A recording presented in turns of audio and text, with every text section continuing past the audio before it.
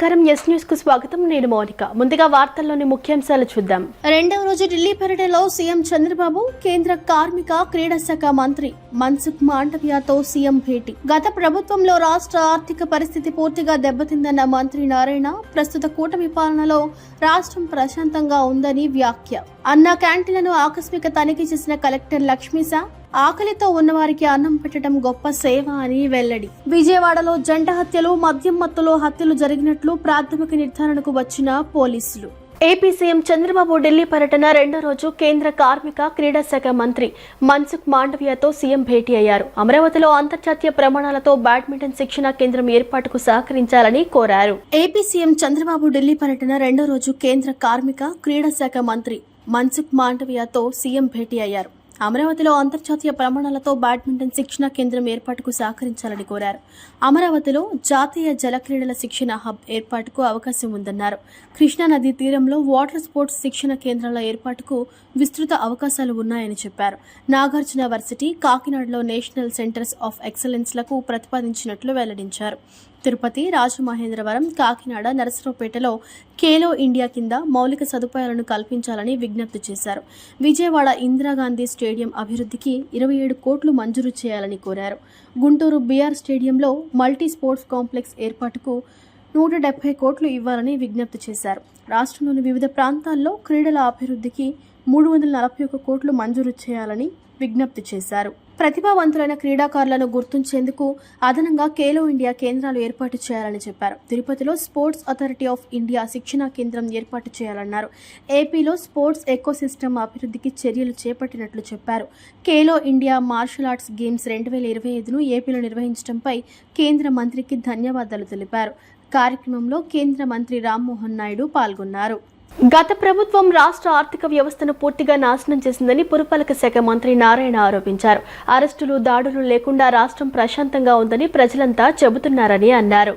కాకినాడ జిల్లా పిఠాపురంలో ఏర్పాటు చేసిన సుపరిపాలనలో తొలి ఏడాది కార్యక్రమంలో మంత్రి నారాయణ, మాజీ ఎమ్మెల్యే వర్మ, కూటమి నాయకులతో పాల్గొన్నారు. టీడీపీ ఇన్ఛార్జ్ ఎస్వీఎస్ఎన్ వర్మ కార్యకర్తలతో కలిసి మంత్రి నారాయణ ప్రతి గడపకు వెళ్లి గత ఏడాదిలో ప్రభుత్వం చేసిన సంక్షేమం, అభివృద్ధిని ఇంటింటికి వెళ్లి వివరించారు. సుపరిపాలనకు తొలి అడుగు కార్యక్రమంలో ఎక్కడికెళ్లినా ప్రజలు బ్రహ్మరథం పడుతున్నారు. అరెస్టులు, దాడులు లేకుండా రాష్ట్రం ప్రశాంతంగా ఉందని ప్రజలంతా ఆనందాన్ని వ్యక్తం చేస్తున్నట్లు చెప్పారు. 10 లక్షల కోట్ల అప్పు చేసి వెళ్లిపోయిందన్నారు. ఎన్ని ఇబ్బందులున్నా ఇచ్చిన హామీలు అమలు చేస్తున్నట్లు చెప్పారు. పేదలకు అన్నం పెట్టే అన్న క్యాంటీన్లు ఎందుకు మూసేశారో గత ప్రభుత్వానికి తెలియదు అని విమర్శించారు. కూటమి ప్రభుత్వం 67 లక్షల మంది విద్యార్థులకు తల్లికి వందనం కింద 10,000 కోట్ల రూపాయలు ఇచ్చామని స్పష్టం చేశారు. ఆగస్టు 15 నుంచి ఉచిత బస్సు ప్రయాణం అమలు చేస్తున్నామని అన్నారు. కేంద్రం పీఎం కిసాన్ పథకం కింద 6,000 ఇచ్చిన రోజే అన్నదాత సుఖీభవ నిధులు రైతుల ఖాతాల్లో జమ చేస్తామన్నారు. గత ప్రభుత్వం రాష్ట్ర వాటా ఇవ్వకపోవడంతో కేంద్రం నుంచి వచ్చే నిధులన్నీ నిలిచిపోయాయని మండిపడ్డారు. రాబోయే రోజుల్లో మరింత సుపరిపాలన అందిస్తామని హామీ ఇచ్చారు. ఫస్ట్ ప్రశ్న పరిపాలన ఎలా ఉందంటే అసలు మనం చెప్పకముందే వాళ్ళే చెప్తున్నారు చాలా బాగుంది సార్, ప్రశాంతంగా ఉంది. వాళ్ళు అనే మాట ఏంటంటే ప్రశాంతంగా ఉంది, రచ్చలు, రావిళ్ళు, అరెస్టులు ఇవన్నీ భయంకరంగా లేకుండా ప్రశాంతంగా ఉందని. తర్వాత వెంటనే చెప్పేది ఏంటంటే వాళ్ళే చెప్తున్నారు తల్లికి వందనం కింద మా ఇంట్లో 2 పిల్లలకి వచ్చింది, ఎంతమంది పిల్లలు అంటే అంతమందికి వచ్చింది, అంతమంది ఒక్కరికే వచ్చేవాడని చాలా చక్కగా చెప్తున్నారు. మీ అందరికి ఒకటే చెప్పేది, గత ప్రభుత్వం ఆర్థిక వ్యవస్థని పూర్తిగా నిర్వహణ చేస్తుంది. అంటే ఫైనాన్షియల్గా ఒక రాష్ట్రాన్ని ఏ విధంగా పరిపాలించాలా, రాష్ట్రానికి వచ్చే ఆదాయం ఏంటంటే మనం కట్టే ట్యాక్స్లే, రాష్ట్రానికి వేరే ఆదాయాలు ఉండవు. దేశానికైనా రాష్ట్రానికైనా మనం కట్టే ట్యాక్స్లే. వాటన్నిటినీ ఒక ప్లానింగ్ లేకుండా మొత్తం ఇర్రెగ్యులర్ చేసేసి ఫైనాన్షియల్ మొత్తం నాశనం చేస్తుంది. టీబీ ముక్త భారత్ కార్యక్రమం అమలుపై అధ్యయనం కోసం కేంద్ర టీబీ విభాగం సిటీడీ బృందం విజయవాడలో పర్యటించింది. ప్రజల్లో అవగాహన పెంపొందించడంతో పాటు టీబీ నిర్ధారణ, చికిత్స మరియు నివారణ చర్యల అమలును సమీక్షించేందుకు ఈ బృందం వచ్చిందని అధికారులు తెలిపారు.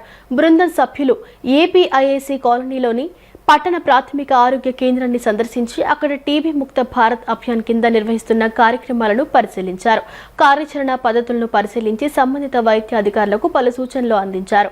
తదుపరి సిద్ధార్థ వైద్య కళాశాల పరిధిలోని సిడిఎస్టి టీబీ ల్యాబ్ను సందర్శించిన కేంద్ర బృందం అక్కడి ల్యాబొరేటరీ పరీక్షల ప్రగతిని సమీక్షించింది. ఈ కేంద్ర బృందంలో doctor Bhavani Singh Kushwaha, mister Dharmarao, mister Gangadhar Das తదితరులు పాల్గొన్నారు. జిల్లా వైద్య ఆరోగ్య శాఖ అధికారులు వారిని పుష్పగుచ్చంతో స్వాగతించి వారి వెంట కార్యక్రమాల పర్యవేక్షణకు వెళ్లారు. టీబీ ముక్త భారత్ అభియాన్ అనే ఒక ప్రోగ్రాంని మన భారత ప్రభుత్వం ప్రారంభించింది. దీనికి సంబంధించి 100 రోజులు ప్రత్యేక కార్యక్రమం అనేది మొదట 341 జిల్లాల్లో దేశవ్యాప్తంగా అమలు చేశారు. 100 రోజుల పాటు డిసెంబర్ 7 నుంచి మార్చి 23 వరకు. అయితే దాని తర్వాత మనకి అలా మన విజయనగరం జిల్లాలో మన ఆంధ్రప్రదేశ్లో చేయడం జరిగింది. దాంట్లో వచ్చిన సత్ఫలితాలని దృష్టిలో పెట్టుకొని ఇప్పుడు టీబీ ముక్త భారత్ అభియాన్ అనే కార్యక్రమాన్ని మొదలుపెట్టడం జరిగింది. దాన్ని మిగిలిన జిల్లాల్లో కూడా, అంటే మనకి గుంటూరులో, మనకి విజయనగరం జిల్లాలో జరిగింది, అదేవిధంగా మిగిలిన జిల్లాల్లో కూడా చేసి టీబీ పేషెంట్స్ని తొందరగా గుర్తించి వాళ్ళకి పూర్తి చికిత్స అందించే కోసం ఈ కార్యక్రమం ఏర్పాటు చేయడం జరిగింది. ఈ కార్యక్రమం జూన్ 2 నుంచి మన రాష్ట్రంలో అమలవుతుంది. దాని యొక్క పనితీరుని ఎలా ఉంది ఏమిటని పరిశీలించడం కోసం ఈ కేంద్రం నుంచి సెంట్రల్ టీబీ డివిజన్ బృందం రావటం జరిగింది. ఈ బృందం నిన్న మొన్న చిత్తూరు, తిరుపతి జిల్లాల్లో కూడా పర్యటన చేశారు.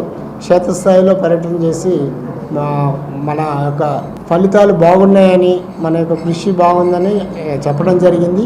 వైసీపీ తన 5 ఏళ్ల పాలనలో అభివృద్ధి, సంక్షేమాన్ని మరిచి విధ్వంస పాలన కొనసాగించిందని, కూటమి ప్రభుత్వం అధికారంలోకి వచ్చాక రాష్ట్రం వికాసం దిశగా పయనిస్తోందని ఎమ్మెల్యే గద్దె రామ్మోహన్ అన్నారు. అర్హులందరికీ ప్రభుత్వ సంక్షేమ పథకాలు అందజేస్తున్నామని తెలిపారు. 11వ డివిజన్లోని యాదవుల బజారులో సుపరిపాలనలో తొలి అడుగు కార్యక్రమం నిర్వహించారు. ఎమ్మెల్యే గద్దె ఏడాది పాలనలో ప్రభుత్వం అమలు చేసిన సంక్షేమ, అభివృద్ధి కార్యక్రమాల గురించి ప్రజలకు వివరించారు. అనంతరం మాట్లాడుతూ అర్హులందరికీ ప్రభుత్వ సంక్షేమ పథకాలు అందజేస్తున్నామని తెలిపారు. మత్తు పదార్థాలను అరికట్టడానికి పోలీస్ అధికారులతో ఈగల్ బృందాన్ని ఏర్పాటు చేసినట్లు చెప్పారు. మత్తు పదార్థాల సరఫరా, వినియోగంపై ఉక్కుపాదం మోపినట్లు తెలిపారు. అనంతరం డివిజన్కు చెందిన కార్యకర్తకు స్వయం ఉపాధి నిమిత్తం 25,000 విలువ చేసే రిక్షా బండిని ఉచితంగా అందజేశారు. నాయకులు కోనేరు రాజేష్, కిషోర్ బాబు, కొలసాని నాగమణి, దేవరపల్లి ఆంజనేయులు, నాదెళ్ల రాజేష్, పాలడుగు ప్రసాద్, బెజవాడ నజీర్ తదితరులు పాల్గొన్నారు. డోర్ టు డోర్ కార్యక్రమంలో ఈ రోజున 11వ డివిజన్లో ఇక్కడ పర్యటించడం జరిగింది. ప్రతి ఇంట్లో కూడా మహిళలు సంతోషంగా మమ్మల్ని రిసీవ్ చేసుకోవడం కానివ్వండి, వాళ్ళకి ఏదైనా సమస్య ఉంటే దాన్ని ప్రేమగా అడగటం కానివ్వండి, ఇవన్నీ చూస్తే ప్రతి ఒక్కరు ప్రభుత్వం మీద చాలా బాగుందని చెప్తూ ఉన్నారు. చిన్న చిన్న మౌలికమైన సదుపాయాలు, ఇక్కడ డ్రైన్ను క్లీన్ చేయట్లేదనో, లేకపోతే లెవెల్ లేక నీళ్లు నిలబడినాయనో, అక్కడ అవన్నీ కూడా జనరల్ ప్రాబ్లం చెప్పడం జరుగుతుంది. ప్రభుత్వ పరంగా ప్రస్తుతం ఉన్న ఆర్థిక పరిస్థితిలో ఇస్తున్న పెన్షన్లు కానివ్వండి, లేకపోతే తల్లికి వందనం కానివ్వండి, అదేవిధంగా అన్నా క్యాంటీన్లు కానీ, ఈ కార్యక్రమాల గురించి చాలా గొప్పగా వాళ్ళు మాకు చెప్పడం జరుగుతోంది. ఉద్యోగస్తులు కూడా 1వ తారీఖున జీతాలు వస్తున్నాయని కొందరు ఉద్యోగస్తులు కూడా చెప్పడం జరుగుతోంది. ఏదేమైనా కూడా నారా చంద్రబాబు నాయుడు గారు రోజు చెబుతున్నట్టుగానే వెంటిలేటర్ మీద ఉన్న ప్రభుత్వాన్ని ఐసీయూకి తీసుకురాగలిగారు ఇప్పుడు 1 సంవత్సరంలో. తర్వాత దాన్ని రూమ్కు మార్చి ప్రజల్లోకి బ్రహ్మాండంగా ముందుకు రావడానికి కొద్ది సమయంలో అవన్నీ కూడా పూర్తవుతాయి. ఖచ్చితంగా ఈ రాష్ట్రాన్ని అగ్రగామి రాష్ట్రంగా తీర్చిదిద్దడానికి ఏదైతే కంకణం కట్టున్నారో నారా చంద్రబాబు నాయుడు గారు, ఆయన యొక్క ఆశని, కోరికని ఖచ్చితంగా నెరవేరబడుద్ది. ఎందుకంటే అటు కేంద్ర ప్రభుత్వం నుంచి చక్కటి సహకారం వస్తూ ఉంది, ఇటు కూటమిలో ఉన్న జనసేన నాయకులు పవన్ కళ్యాణ్ గారు, అదేవిధంగా నారా చంద్రబాబు నాయుడు గారు ఒకే మాట మీద ముందుకు వెళ్తూ ఉన్నారు. అందరూ కలిసికట్టుగా ఈ ప్రభుత్వం ఇక్కడున్న ప్రజల్లోకి ఉన్న ఇబ్బందుల్ని పరిష్కారం చేయడానికి చేసే ప్రయత్నంలో మనందరం కూడా సహకరించాలని మేము కోరుతా ఉన్నాం. ఇంటింటికి వెళ్ళి ఎక్కడ ఏ సమస్య ఉన్నా దాన్ని యాప్ ద్వారా డైరెక్ట్గా చంద్రబాబు గారికి తెలిసేటట్టుగా కూడా యాప్ ద్వారా పంపించడం జరుగుతోంది. పంపించగానే ఆ సమస్య గురించి చంద్రబాబు గారి ఆఫీస్ నుంచి అక్కడికి ఈ సమస్య మీకు ఎందువలన వచ్చిందనేది తెలుసుకోవడానికి, ఆ సమస్య పరిష్కారం చేయడానికి కూడా వాళ్ళు ఫోన్ ద్వారా సంప్రదిస్తూ ఉన్నారు. అంటే ఇదంతా కూడా ఒక నెట్వర్క్ లాగా చిన్న సూక్ష్మమైన సమస్య సైతం ప్రభుత్వానికి తెలిసే విధంగా ఏర్పాటు చేసిన కార్యక్రమే డోర్ టు డోర్ కార్యక్రమం. అన్నార్థుల పట్ల ఆత్మీయత చాటే అన్న క్యాంటీన్లను రాష్ట్ర ప్రభుత్వం మార్గదర్శకాలు ముఖ్యమంత్రి సంకల్పానికి అనుగుణంగా నిర్వహిస్తున్నట్లు కృష్ణా జిల్లా కలెక్టర్ డాక్టర్ జి లక్ష్మీసా వివరించారు. ఆకలితో ఉన్నవారికి అన్నం పెట్టడం అనేది గొప్ప సేవ అని, ఇలాంటి కార్యక్రమాల్లో భాగస్వామ్యం కావటం గొప్ప విషయమని అన్నారు. గాంధీనగర్లోని అన్నా క్యాంటీన్ను ఎన్టీఆర్ జిల్లా కలెక్టర్ లక్ష్మీస సందర్శించి అక్కడి ఏర్పాట్లను స్వయంగా పరిశీలించారు. అల్పాహారం కోసం క్యాంటీన్కు వచ్చిన లబ్ధిదారులతో సంప్రదించి సమయానికి క్యాంటీన్ తెరుస్తున్నారా, ఆహార నాణ్యత ఎలా ఉంది, ఎలాంటి ఇబ్బందులు అయినా ఎదురవుతున్నాయా వంటి విషయాలు తెలుసుకున్నారు.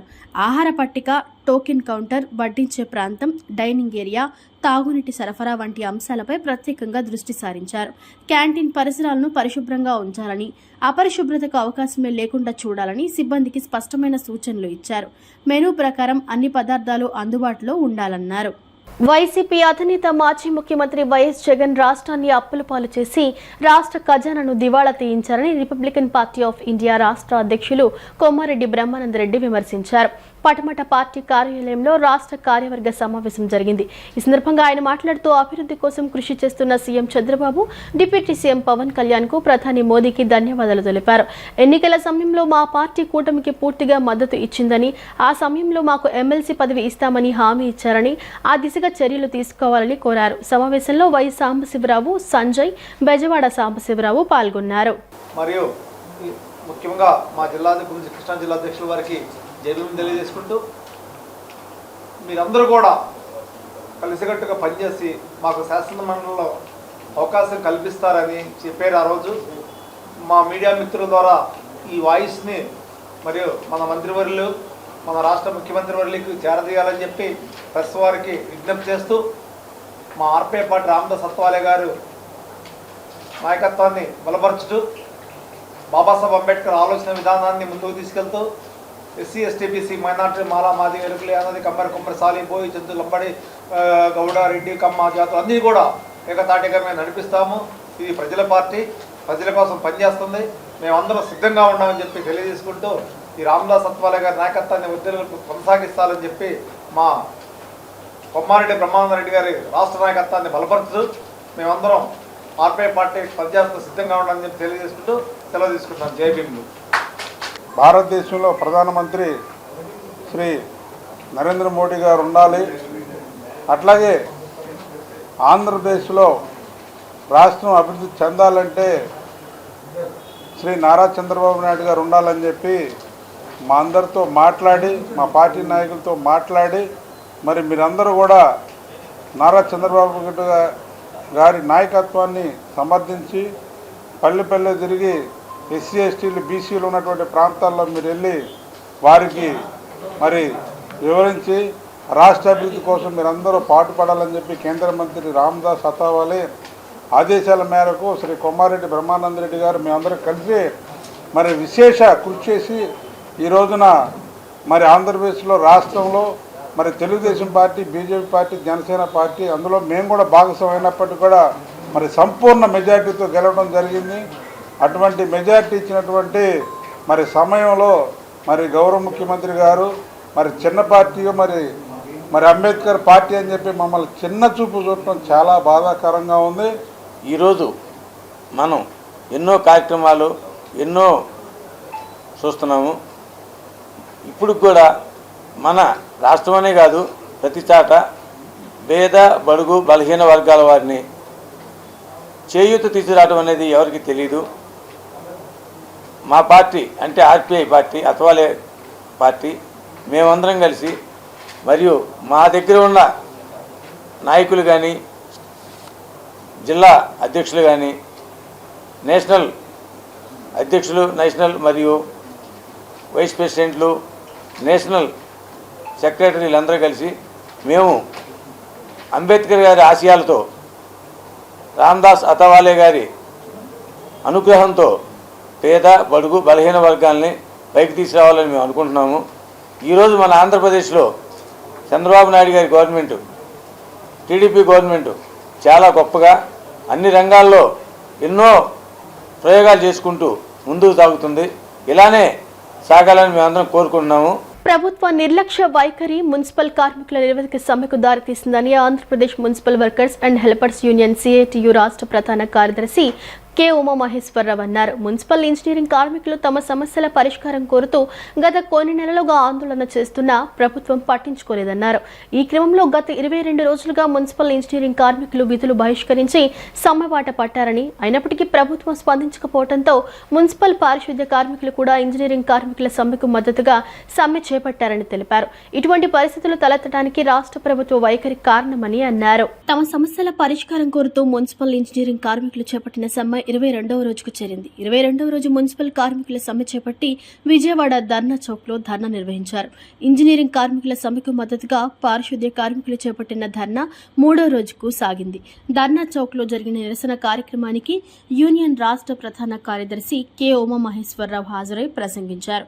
కార్మికుల సమస్యలపై మున్సిపల్ శాఖ మంత్రిని కలిసి వినతి పత్రాలు సమర్పించినా కూడా ఫలితం లేకుండా పోయిందన్నారు.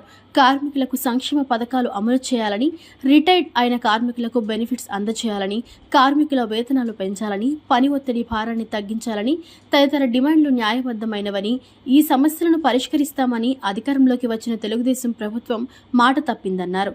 ఈ క్రమంలో కార్మికులు రోడ్డెక్కి ఆందోళన చేయాల్సిన పరిస్థితుల్లో నెలకొన్నాయని, సమ్మె కారణంగా ప్రజలు ఇబ్బందులు పడితే దానికి పూర్తి బాధ్యత ప్రభుత్వమే వహించాల్సి వస్తుందన్నారు. ఇప్పటికైనా ప్రభుత్వం స్పందించని పక్షంలో ఈ నెల 17వ తేదీ గురువారం సిడిఎంఏ కార్యాలయంను ముట్టడిస్తామని హెచ్చరించారు. కె ఉమామహేశ్వరరావు, రాష్ట్ర ప్రధాన కార్యదర్శి, AP municipal workers and employees federation CITU అనుబంధ సంఘం. రాష్ట్ర వ్యాప్తంగా మున్సిపల్ ఇంజనీరింగ్ కార్మికుల సమ్మె 4వ రోజు చేరింది. విజయవాడలో 22వ రోజుకు చేరింది. పారిశుద్ధ్య కార్మికుల సమ్మె విజయవాడలో 4వ రోజు అయితే రాష్ట్రం అంతా ఈరోజు ప్రారంభమైంది. వేలాది మంది సమ్మె బాట పట్టారు. ఇప్పటికైనా రాష్ట్ర ప్రభుత్వం మేనమేషాలు లెక్కకుండా చర్చలు జరపాలి. అక్కడక్కడ నోటీసులు ఇచ్చి బెదిరించి సమ్మెను విచ్ఛిన్నం చేయాలని కుట్రలు పన్నుతూ ఉంది. ఇటువంటి కుట్రలతోటి మా ఉద్యమాన్ని, మా పోరాటాన్ని అనగదొక్కాలనుకుంటే సాధ్యం కాదు, తిప్పి కొడతాం. రేపు ఇప్పటివరకు ఓర్పుతోటి, సహనంతో పోరాటాలు చేశాం. ప్రభుత్వం చర్చలు పిలుస్తుంది, సమస్యలు పరిష్కరిస్తుంది అని చెప్పి ఆశించాం. కానీ ప్రభుత్వం ఆ వైపుగా అడుగులేయట్లేదు. అందుకే రేపు డిఎంఏ గారి దగ్గరికి వెళ్ళి, అయ్యా మీరు సమస్యలు పరిష్కరిస్తారా లేదా, కార్మికుల న్యాయమైన డిమాండ్లు పరిష్కరించండి, ఇంజనీరింగ్ కార్మికులు 36 జీవో ప్రకారం జీతాలు పెంచండి, మున్సిపల్ కార్మికులందరికీ షరతులు లేకుండా సంక్షేమ పథకాలు అమలు చేయండి, గత 17 రోజుల సమ్మెకాలపు ఒప్పందాలు ఏవైతేనో వాటికి జీవోలు ఇవ్వండి. మీరు అవన్నీ ఇవ్వగలిగితే మేము సమ్మె విరమిస్తాం, ప్రజలకు ఇబ్బంది రాకుండా చూద్దాం. కానీ ప్రభుత్వం ఈగో ఫీల్ అవుతూ ఉంది. బేషరతుగా ప్రభుత్వం చర్చలకు పిలవాలి. చర్చలు పిలిచి సమస్యలు పరిష్కారం చేయకపోతే రేపు అక్కడ భవిష్యత్తు కార్యాచరణని డిఎంఏ ఆఫీస్ దగ్గర ప్రకటిస్తాం. ప్రభుత్వం శాంతియుతంగా చర్చలు జరిపి పరిష్కరించకుండా మాపై పోలీసు నిర్బంధం ప్రయోగించి అధికారులతోటి, రాజకీయ నాయకులతోటి బెదిరించాలనుకుంటే మాత్రం పోరాటం ఉధృతం అవుద్ది. ఇప్పటిదాకా చూసి చూడనట్టు జాగ్రత్త వహిస్తున్నాం ప్రజల కోసం. కానీ ఆ ప్రజల మీద మమకారం లేకుండా, ప్రజల మీద ప్రేమ లేకుండా ఈ ప్రభుత్వం మొండిగా వ్యవహరిస్తే మాత్రం ప్రజలతోటి కలిసి, ప్రజలను కలుపుకొని ఈ ప్రభుత్వం సంగతి తేల్చుకోవడానికి సిద్ధమవుతామని చెప్పేసి హెచ్చరిస్తా ఉన్నాను. పండుగల విషయాలలో తేదీలలో తేడాలు ప్రజలను ఇబ్బందులకు గురి చేస్తున్నాయని భారతీయ తెలుగు దుర్గణిత పంచాంగకర్తల సమాఖ్య సేవా సంఘం అధ్యక్షులు ద్విభాష్యం సుబ్రహ్మణ్యం శర్మ అన్నారు. కేంద్ర ప్రభుత్వం, రాష్ట్ర ప్రభుత్వం ఒకే రోజు పండుగ సెలవు ఇవ్వవలసి ఉండగా వేరువేరు తేదీలు ఇటీవల ముందుకు రావడంతో పండుగలు చేసుకునే సామాన్యులకు ఇబ్బందులు తలెత్తాయని అన్నారు. గాంధీనగర్ ప్రెస్ క్లబ్లో సేవా సంఘం ఉభయ రాష్ట్రాల ప్రధాన కార్యదర్శి కృష్ణప్రసాద్ శర్మ, గౌరవ సలహాదారు పట్టాభి శాస్త్రి, సభ్యులు పులిపాక చంద్రశేఖర్ తదితరులు పండుగ తేదీల ఖరారు విషయమై మాట్లాడారు. సుబ్రహ్మణ్యం శర్మ మాట్లాడుతూ రానున్న 2026 సంవత్సరం ఆంధ్రప్రదేశ్ ప్రభుత్వ సెలవు దినము దుర్గణితం ప్రకారం గణనం చేసిన తేదీలు, కేంద్ర ప్రభుత్వం ఆమోదించిన తేదీలను వెల్లడించారు. జనవరి నుంచి నవంబర్ వరకు 15 సెలవు దినాలు కేంద్ర రాష్ట్ర ప్రభుత్వాల ఉమ్మడి సెలవు దినాలు ఉన్నాయన్నారు. కేంద్ర ప్రభుత్వం ఆమోదించిన సెలవు దినాలనే రాష్ట్ర ప్రభుత్వం పండుగ సెలవుల దినాలుగా అమలు చేయాలని, అదే సరైన పద్ధతి అని తెలిపారు. ఈ మీడియా తరఫున తెలుగు ప్రజలందరికీ కూడా ముందుగా నమస్కారం చేస్తూ, మొన్న గుంటూరు జిల్లా నరసరావుపేటలో జూలై 13, 14, 15 తేదీల్లో రాబో పరాభవనామ సంవత్సరంలో పండుగలు ఏ విధంగా నిర్ణయించాలనేటువంటి ఒక సంకల్పంతో మొన్న సభలు జరిగాయి. అయితే మన భారతదేశం మొత్తం అంతా కూడా దుర్గణిత ప్రకారంగానే, అంటే భారతదేశ ప్రభుత్వ సమ్మతమైనటువంటి దుర్గణిత ప్రకారంగా జరుగుతుంటాయి. కానీ మన 2 తెలుగు రాష్ట్రాల్లో 2 విధమైనటువంటి పూర్వ పద్ధతి, దుర్గణితము అనేటువంటి 2 పద్ధతుల ద్వారా ఈ పండుగల నిర్ణయాలు జరుగుతుంటాయి. దానివల్ల కొన్ని పండుగలు తేడా వస్తూ ఉంటే ప్రజల్లో ఒక రకమైనటువంటి అయోమయం సృష్టింపబడుతోంది. దానికోసమని మొన్న 13, 14, 15 తేదీలో నరసారావుపేట కాసు కళ్యాణ మండపంలో ఆ పూర్వ పద్ధతి వారు, మీ దుర్గణిత వారు ఇద్దరూ కూర్చుని పండగల్ని, కొన్ని ముఖ్యమైనటువంటి పండుగల్ని ఏకీకృతం చేసి ప్రజల్లో ఏ విధమైనటువంటి అలజడి ఉండకుండా ఉండాలని పండుగలు నిర్ణయించడం జరిగింది.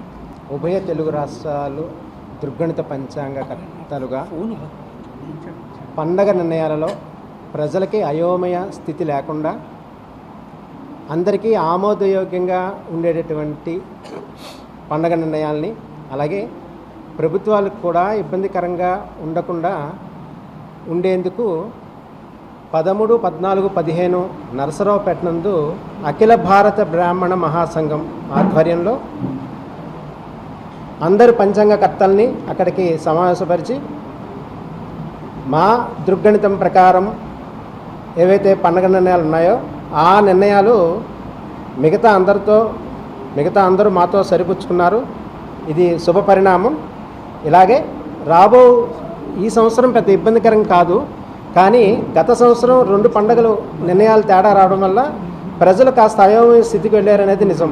అలాగే సంవత్సరాల్లో కూడా పండగ నిర్ణయాల్లో కాస్త వ్యత్యాసం అనేది ఉంటుంది. ఈ వ్యత్యాసం ఉండకుండా ఉండాలనేది మా సంకల్పం. కానీ ఈ వ్యత్యాసం ఏర్పడితే ప్రజల్లో అయోమయ స్థితి ఏర్పడి ప్రభుత్వాలకి కాస్త తలనొప్పిగా మారే అవకాశం ఉంటుంది. ఇది ప్రభుత్వాలు గమనించవలసి ఉంటుంది. కేంద్ర ప్రభుత్వం ఆమోదించినటువంటి రాష్ట్రీయ పంచాంగం ప్రకారము మేము ఇచ్చిన పండగ నిర్ణయాలు సరిపోతాయి. ఆ కారణంగా భారతదేశం మొత్తము ఆచరించేటటువంటి పండగ నిర్ణయాలు మన రాష్ట్రాల్లో కూడా ఆచరింప చేయాలని గవర్నమెంట్కి మా యొక్క సూచన, ప్రభుత్వాలకి మా యొక్క విన్నపం. ఈ పండగలు అంటున్న విషయాల్లో పూర్వ పద్ధతి, దృక్పద్ధతి 2 విధానాలు ఉన్నాయి. యావత్ భారతదేశం, ప్రపంచం కూడా దృక్పద్ధతినే ఆచరిస్తాయి. మా పద్ధతినే అంటే దృక్పద్ధతి అంటే సూర్యుని బట్టి, సూర్య సిద్ధాంతం, సూర్యుడి ప్రత్యక్షంగా ఎప్పుడైతే గమనం, కదలికలన్నీ కూడా స్పష్టంగా తెలుస్తాయి. దాన్ని బట్టి తెలిసేది దుర్గణితం. సూర్యుడి చంద్రుని బట్టి వాళ్ళు చూడరు పూర్వ పద్ధతి వాళ్ళు. అది దేవస్థానం పంచాంగాలు ఎక్కువ అవడం వల్ల తిరుపతి దేవస్థానం, అలాగే తిరుపతి దేవస్థానం, శ్రీశైల దేవస్థానం, అలా దుర్గామల్లేశ్వరి దేవస్థానాలు వారు పంచాంగత అక్కడ ఉండడం వల్ల ఈ పూర్వబద్ధ వాళ్ళు హవా ఇక్కడ కొనసాగుతుంది. ఆంధ్రాలో ప్రతి చోట కూడా, అంటే ప్రతి రాష్ట్రం కూడా ఎక్కువ, ఈ తెలుగు రాష్ట్రాలు తక్కువ, కానీ ప్రతి అన్ని రాష్ట్రాలు కూడా దుర్గణితానికి 100కి 100 పాళ్ళు చేస్తారు పండుగలు. మనకైతే ఇక్కడ అందరికీ నమస్కారం అండి. నా పేరు పులిపాక చంద్రశేఖర్ శర్మ అంటారు. నేను విజయవాడ వాసిని. అనేక శాటిలైట్ వార్తా మాధ్యమాల్లో డిబేట్స్లో పాల్గొంటూ ఉంటాను. నేను ప్రెస్ మీట్లు కూడా ఇదివరకు పెట్టేవాడిని. మిగతా దేశంలో ఉన్న రాష్ట్రాలన్నీ కేంద్ర ప్రభుత్వం ఆమోదించిన రాష్ట్రీయ పంచాంగం ప్రకారం పండగ తేదీలు నిర్ణయిస్తుంటే కేవలం మన తెలుగు రాష్ట్రాలు మాత్రమే ఒక పూర్వ పద్ధతి, అంటే అవగాహన లేకుండా, ఇప్పుడు టెక్నాలజీ రాని కాలంలో ఉండే గణితం వారు ఆ కాలంలో నడిచిపోయేది. ఆ కాలంలో గ్రహణం ఖచ్చితమైన సమయాన్ని నిర్ణయించేవారు కాదు. పూర్వకాలంలో మనకు తెలుసు, పలుగు అట్లా దించి మధ్యాహ్నం 12 గంటలైందా నీడపడుతుంటే అన్నట్టు గమనించేవారు. అట్లే గ్రహణాన్ని ఏం చేసేవారు, గ్రహణానికి రోలు అట్లా నిలబెట్టేవారు, రోకలు అట్లా నిలబెట్టేవారు రోలు మీద. అప్పుడు గ్రహణ సమయాన్ని భావించేవారు పూర్వకాలంలో. ఇప్పుడు టెక్నాలజీ పెరిగింది, మేము కూడా గణితం చేసిన పంచాంగం టెక్నాలజీకి సరిపోతుంది కాబట్టి మా పంచాంగం ఖచ్చితమని చెప్తున్నాం. నగరంలో అర్ధరాత్రి పబ్ కల్చర్ రాను రాను పెరిగిపోతోంది. పబ్లలో తాగి తందనాలు ఆడటమే కాకుండా రోడ్లపై ఘర్షణలకు దిగుతున్నారు యువత. ఇటీవల కృష్ణలంక పోలీస్ స్టేషన్ పరిధిలోని బందర్ రోడ్లో అర్ధరాత్రి యువకులు ఘర్షణ పడ్డారు. వారం రోజుల కిందట జరిగిన ఈ ఘటన ఆలస్యంగా వెలుగులోకి వచ్చింది. మద్యం మత్తులో బందర్ రోడ్డులో యువకులు బాహాబాహికి దిగారు. విషయం తెలిసిన పోలీసులు వెంటనే అక్కడికి చేరుకుని వారిని అడ్డుకుని లాఠీచార్జ్ చేశారు. నగరంలో బుధవారం దారుణ సంఘటన చోటు చేసుకుంది. గవర్నర్పేట పోలీస్ స్టేషన్ సమీపంలోని అన్నపూర్ణ థియేటర్ వద్ద ఇద్దరు యువకులు మద్యం మత్తులో పరస్పరం కత్తులతో దాడికి పాల్పడ్డారని సమాచారం.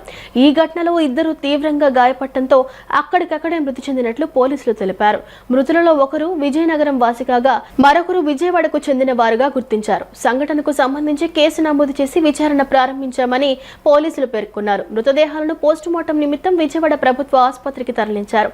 ఘటనా స్థలిని పరిశీలించిన పోలీసులు సీసీ కెమెరా దృశ్యాలు సేకరించేందుకు చర్యలు చేపట్టారు. వార్తలు ముగించే ముందు ముఖ్యాంశాలు మరోసారి. రెండవ రోజు ఢిల్లీ పర్యటనలో సీఎం చంద్రబాబు, కేంద్ర కార్మిక క్రీడా శాఖ మంత్రి మన్సుఖ్ మాండవ్యతో సీఎం భేటీ. గత ప్రభుత్వంలో రాష్ట్ర ఆర్థిక పరిస్థితి పూర్తిగా దెబ్బతిందన్న మంత్రి నారాయణ ప్రస్తుత కూటమి పాలనలో రాష్ట్రం ప్రశాంతంగా ఉందని వ్యాఖ్య. అన్న క్యాంటీన్లను ఆకస్మిక తనిఖీ చేసిన కలెక్టర్ లక్ష్మీశా ఆకలితో ఉన్నవారికి అన్నం పెట్టడం గొప్ప సేవ అని వెల్లడి. విజయవాడలో జంట హత్యలు, మద్యం మత్తులో హత్యలు జరిగినట్లు ప్రాథమిక నిర్ధారణకు వచ్చిన పోలీసులు.